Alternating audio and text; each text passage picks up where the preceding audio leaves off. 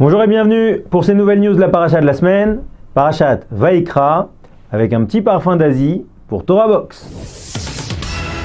Kim Jong-il a pris le temps de la réflexion. Un nouveau sel bon pour la santé. Xi Jinping, président à vie.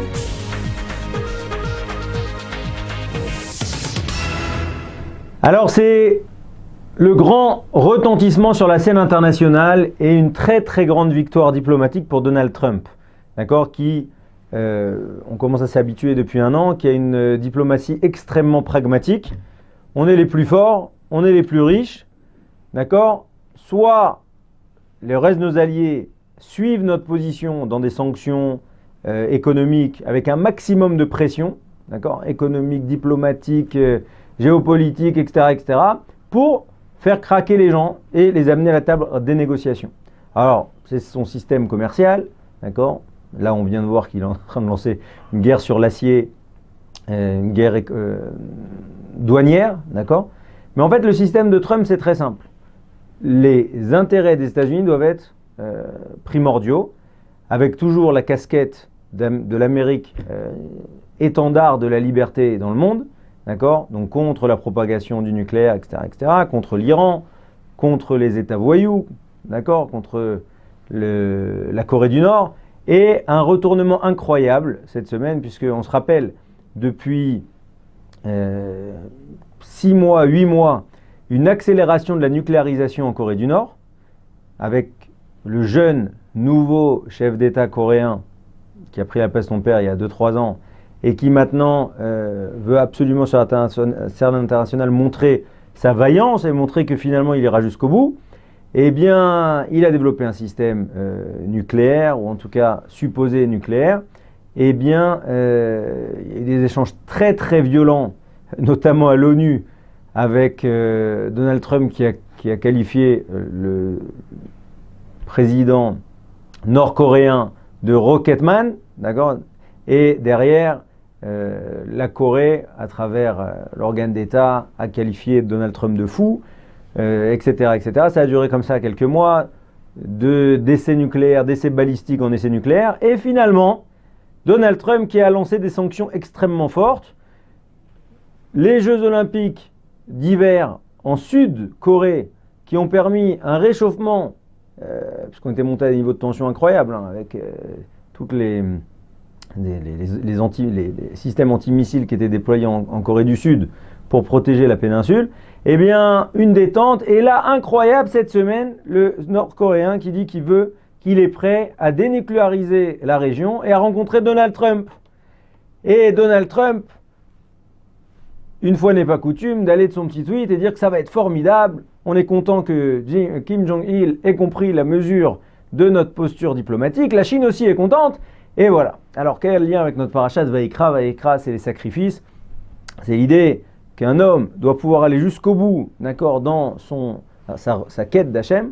Et on voit qu'au moment d'enseigner les sacrifices, Hachem répète et dit à Moshe, voilà, lorsqu'il s'agira de faire un korban ola d'expiation, d'accord, eh bien, il y aura tel type de korban et tel type de korban. Lorsqu'un homme va amener un korban d'approbation, Zevar Shelamim, d'accord, difficile à traduire, rémunératoire. En tout cas, à ce moment-là, s'il est fait de petites bétail, et s'il est fait de menu bétail, etc., et la Torah reprend chapitre par chapitre, Ve'im, Ve'im, Ve'im. Et là, Rachid expliquait qu'en fait, Hachem a laissé le temps à Moshe de réfléchir. Et c'est un peu ce qui s'est passé là, c'est assez intéressant de voir. Il y a eu des menaces, ensuite il y a eu des premières sanctions, et au fur et à mesure, évidemment la diplomatie a joué son œuvre, l'Amérique a mis la pression sur la Chine, qui est en fait le principal partenaire économique de la Corée du Nord. Mais en tout cas, l'idée c'est qu'il faut un temps de maturation, un temps de réflexion. Et là on voit que, on va voir comment ça va, ce que ça va donner, parce que le dirigeant nord-coréen n'a rien à envier certainement à Donald Trump dans ses frasques et dans son caractère impétueux. Mais en tout cas, on va voir ce que ça va donner. Mais a priori, l'idée c'est de donner le temps au temps, de donner le temps de la réflexion. Et c'est finalement quelque part ce qu'on peut observer ici dans cette crise internationale. Alors c'est aussi précisé lors des différents sacrifices qu'ils doivent être impérativement accompagnés de sel. Alors Rashi explique pourquoi de sel Brit Melach, qui est posé, ce sel qu'on va apposer sur les différents sacrifices, justement parce que Dieu a fait une promesse. Et cette promesse, c'est que la mer accepte de se séparer en deux, les eaux d'en haut et les eaux d'en bas, mais à une seule condition, il fallait un deal, c'est-à-dire que la mer était partout en train de servir Hachem, et maintenant elle a besoin de se séparer entre les pluies, les eaux de pluie et les eaux des mers, des fleuves, etc. Et donc à ce moment-là, Dieu promet à la mer qu'il y aura une alliance éternelle entre les eaux et Hachem. Alors c'est quoi cette alliance? C'est justement les sacrifices. C'est l'idée que lors de chaque sacrifice, on adjoindra du sel. D'accord? Alors maintenant, on a toujours cette idée de dire, mais c'est bien, parce qu'en fait le sel, il a ce côté imputrissable. C'est l'idée que en fait, le sel, ça permet de faire rentrer les choses dans le temps. C'est justement le principe de conservation du sel. Alors aujourd'hui, on a des frigos, etc. Mais il y a encore peu, eh bien, c'était le sel, la saumure, etc., qui permettait justement de conserver, de garder les aliments. Et bien là, avec malheureusement l'idée aussi que, évidemment, le sel, le sodium, d'accord, est aussi quelque chose de néfaste pour la santé. Alors, c'est un grand paradoxe. Le sel, c'est justement le principe même de l'équilibre. C'est l'idée que quand on en met, il faut bien faire attention, parce qu'une fois qu'on en a mis trop, c'est fini. Ne pas en mettre assez, à la limite, ça se corrige. Mais en mettre trop, c'est catastrophique. Et bien là, il y a une nouvelle start-up qui commence à faire du bruit, qui a levé des fonds cette semaine, qui s'appelle Posidonia, qui est une start-up belge, d'accord, qui justement a trouvé un nouveau sel beaucoup moins salé, d'accord, 25% moins salé que le sel qu'on utilise habituellement. Alors, c'est quelque chose d'extrêmement important. Pour exemple, il faut savoir que depuis 10 ans, au Royaume-Uni, le gouvernement a demandé à tous les industriels de réduire de 15%, d'accord, à baisser de 15% les limites autorisées en sel, en sodium, etc., justement pour gérer la conservation. En l'espace de 10 ans, les maladies cardiovasculaires ont baissé de 40%. C'est énorme. Tant le sel est quelque chose de dangereux. Et bien là, Posidonia, alors c'est quoi le secret? C'est pas encore une fois un remplacement, mais c'est vraiment un nouveau sel, un sel qu'on trouve principalement dans les Baléares, qui s'appelle Posidonia. Et on parle de l'île de Formentura, où on trouve la plus grande partie de ce sel. Et c'est justement parce que là-bas, il y a un écosystème absolument spécial, où en fait, on a découvert que ce sel avait les mêmes propriétés de salaison, d'accord, le même goût, exhausteur de goût, mais qu'il était beaucoup moins concentré en potassium. Et bien, voilà, Brit Melach, l'alliance du sel qui prend encore plus, qui semble prendre encore plus une dimension, puisque au-delà de conserver, en plus ne pas trop nous abîmer. Alors enfin, comme je le disais en introduction, l'Asie toujours avec la Chine et Deng Xiaoping, qui avait validé à l'époque l'idée qu'un président du Conseil, puisqu'un président du Parti communiste chinois, ne pouvait renouveler un mandat que 2 fois, eh bien c'est fini.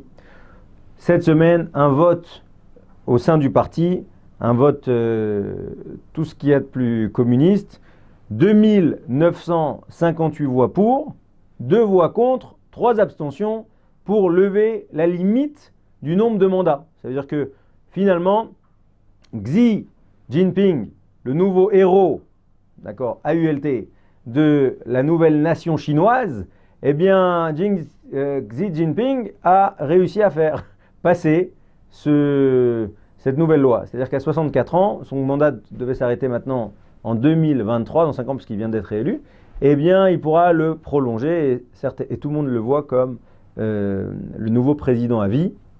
Alors, c'est intéressant de voir que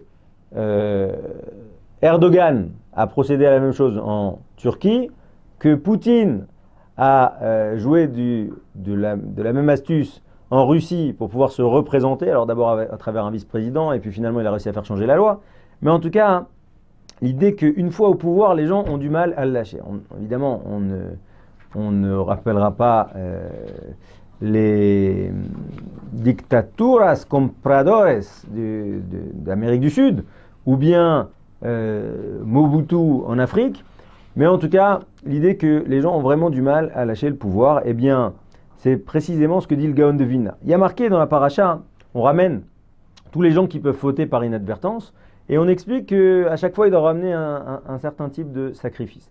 On commence par le Kohen Gadol, donc le grand prêtre, ensuite par le Sanhédrin, et enfin, Asher, Nasi et Cheta. Il y a marqué, lorsque le Nasi, le prince, en viendra à fauter. Alors, il n'y a pas marqué si le prince faute, mais là, il y a marqué Asher, Nasi et Cheta. Sous-entendu que de toutes les manières, par définition, l'excès de pouvoir ne peut qu'amener à la faute. On ne peut pas faire autrement. Ce qu'est dit le Gaon de Vilna. Le Gaon de Vilna, il explique que fondamentalement, un homme, quand il sent qu'il a les mains libres et que fondamentalement il peut faire après ce qu'il veut, malheureusement, il ne peut pas faire l'économie de la faute. C'est pour ça que Shmuel a tant été déchiré quand on lui a demandé d'amener un roi. Parce qu'on dit, mais attends, le Navi, il vous sert déjà de guide. C'est-à-dire que le prophète, il vous sert déjà de guide. C'est pour nommer un roi qui va de toute façon nécessairement connaître un excès de pouvoir, ben, ça sera dramatique, mais si vous voulez un roi, je vous amènerai un roi. En tout cas, l'idée de faire toujours attention, on se rappelle que dans Mishpatim, au tout début des lois, des dizaines de lois de la paracha de Mishpatim, on a commencé par Kitikne Eved Ivri. Parce que le plus dur dans la vie, donc il y a marqué, lorsque tu feras l'acquisition d'un esclave juif. Et ça paraît assez bizarre de commencer par cette loi, mais en tout cas l'idée c'est que dès qu'on a un pouvoir, dès qu'on a un sentiment de domination, on est tout de suite en danger. C'est ça qu'il faut bien comprendre. Je vous souhaite de très bonnes news à tous, une belle paracha et à très bientôt.